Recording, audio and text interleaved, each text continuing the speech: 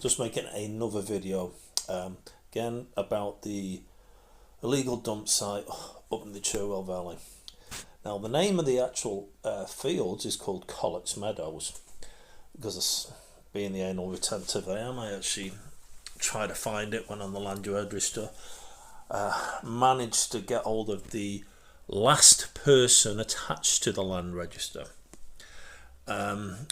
And unfortunately that property or land was sold last year, and after a couple of email conversations with the gentleman concerned, very nice man, and he was very devastated by what's happened to the actual area, because he spent 20 years looking after it, and they'd actually rewilded it and returned it to a wet meadow prior to it being sold.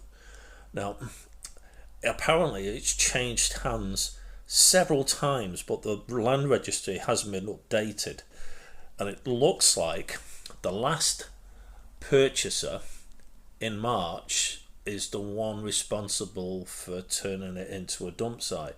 Now that doesn't mean that the previous salesmen weren't involved with it. It could have been just a way of losing it, like creating a chain and losing the last person in the mix, literally just muddying the water.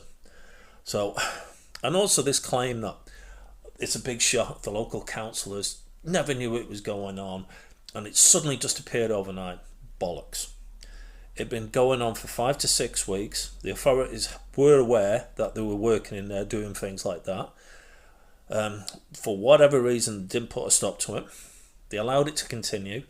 Again, maybe it was just incompetence, just not being able to tick the right boxes in order to prevent it from happening, which I don't get, because they probably breached a dozen environmental regulations and laws in the process of setting up.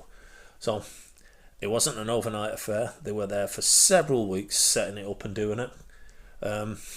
Again, and this claim like it suddenly appeared like it's fly tipping. No, it wasn't. It was a commercial exercise. The authorities were aware of it. They're lying bastards. And yeah, I'm not saying it was corrupt, but just downright incompetence. Let's hope it was just downright incompetence and not corruption. And like I say, it was an area of natural beauty, and it had been returned to a wet meadow and a floodplain. And the previous guy touched the land register, very unhappy, because he actually cares about the environment. So whoever is the last in the chain of command probably will disappear. Whoever's name attached on the land registry,